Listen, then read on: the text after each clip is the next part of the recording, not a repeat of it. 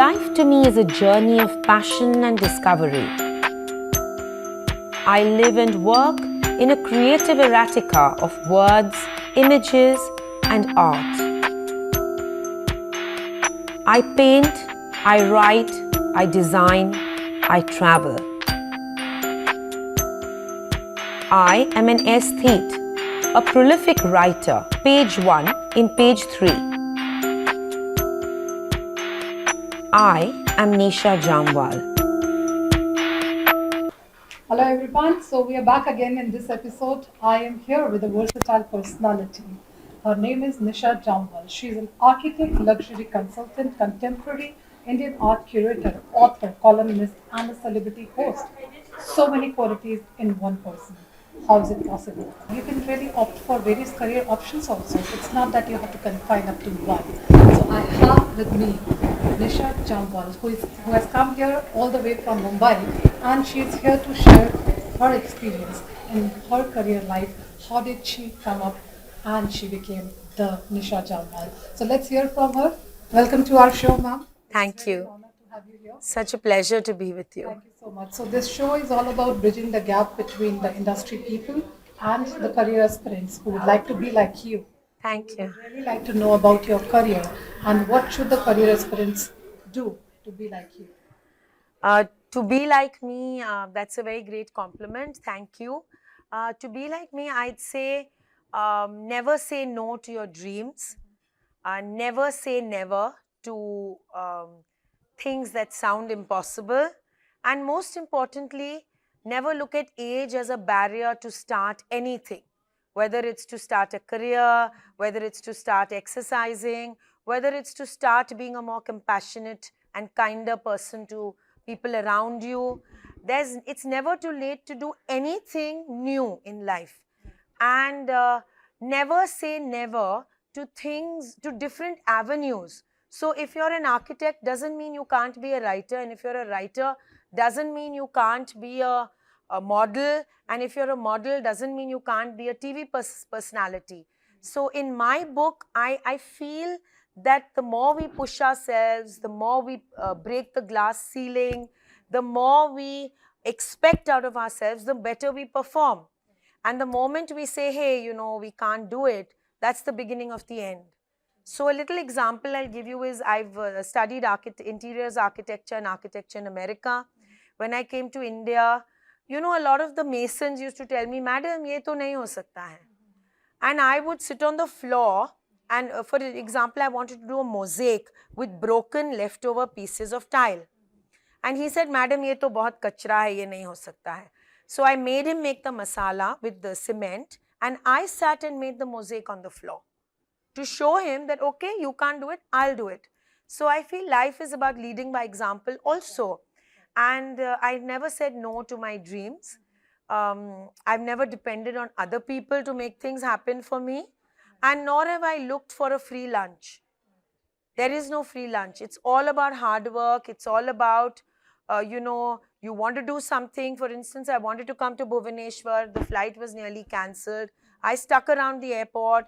I was determined. I worked with Preeti Pali Patnaik to make sure I got onto some plane and landed here. And I'm here with you today. So, as an architect, it's not easy. There are too many challenges. Maybe for women, of course, it is there. So, maybe for young women or women students who are aspiring to be great architect, what is your message? My message is that it's hard work. In India, timelines are not that easy to meet because you're dependent on masons who have Amavas and Holi and various functions happening all the time. It has been a challenging career, but a beautiful career. And after 15 years practice in actual practice, now I style homes, I accessorize homes, I work on soft remodeling and on making homes more beautiful than they are with the existing accoutrements, and also helping buy and curate accoutrements for homes. So when you're entering a world of architecture or interior architecture, remember that it's a tough career. It's a career that demands interaction with labor, and it's a labor intensive choice that you're making. And if you're up for it, go ahead. I enjoyed it thoroughly, and I'm grateful and I offer gratitude to the universe that I had the opportunity to be a practicing interior architect who could actually make a difference in the happiness quotient of so many lives. Right. So you might be meeting young students who are architects or interior designers. What do you notice in them? Like they want fast results without working hard, right? So In this day and age, people do want fast results without breaking, boundaries and working hard. But yes, it's okay. I see no problem, because when I started out 20 years ago, there were no modular kitchens, there was no prefabricated furniture, there was no Balinese and Italian furniture. Today, it's very easy. You just get your shell and then you whip up a whole room in days, because everything's available. So times are much easier, and attention spans, yes, are much lower.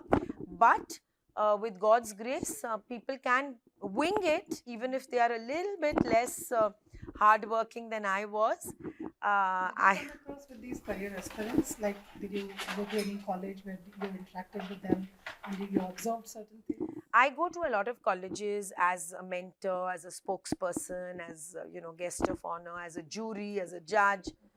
I notice a very interesting shift. Maybe attention spans are low, but women are way more excited by careers. Women are more eager to work. Women are more eager to make a difference.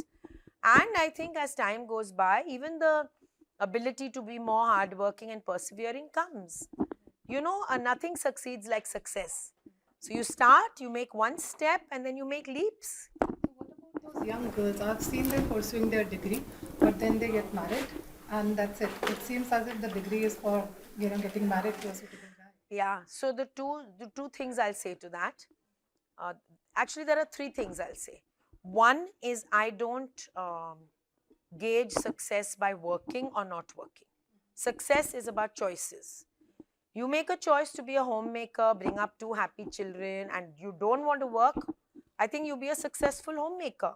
I won't value judge that. Because of the society pressure sometimes.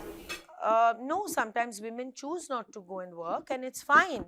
But having said that, I would then say that it's kinder to make that choice before you take a seat in a UPSC or in a or something which is highly competitive.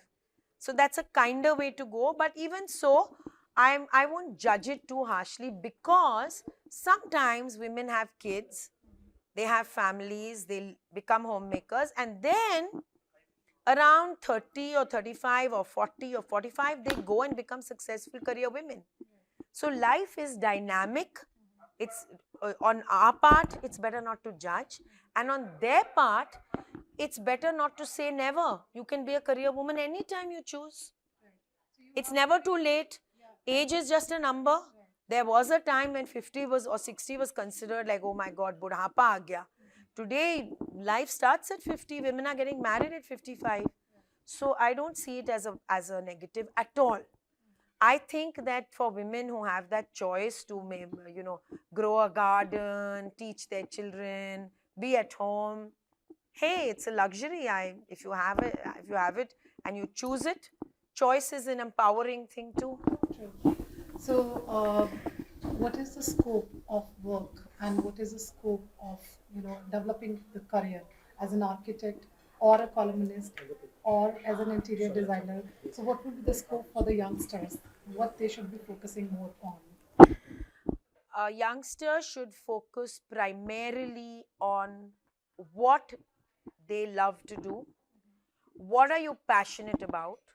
What do you want to wake up in the morning feeling excited about? Please don't become an engineer or a doctor or an architect or a photographer because your parent was not able to become it and you are being forced into it. Please never ever do what you're forced to do. Take your parents into confidence. Don't fight them. Do something that is synergistically happy for you all. Please be an entrepreneur, which is a happy entrepreneur, not a angst-ridden entrepreneur. for all youngsters, schoolgirls, schoolboys, collegians, I'd say remember the movie Three Idiots. Don't be a failure at something you're aspiring for. Be a success at something you're passionate about. Great.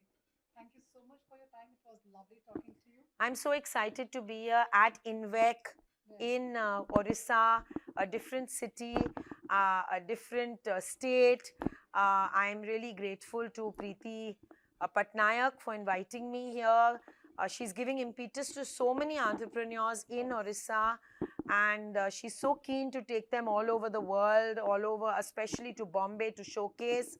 I want to be part of this journey. I'm indebted that I'm on this panel as an advisor to her board, and I think your viewers must know that INVEC is a very empowered platform for their dreams, for becoming entrepreneurs, not only in Orissa but all over India. So I got an opportunity for this interview because Preeti Pallavi Patnaik had connected me to such a great personality, and this is an event which is being conducted by Indian Chamber of Commerce, Invent Wing, led by Preeti Pallavi Patnaik. So we are thankful to her for this interaction. Thank you so much. See you next time. Thank you.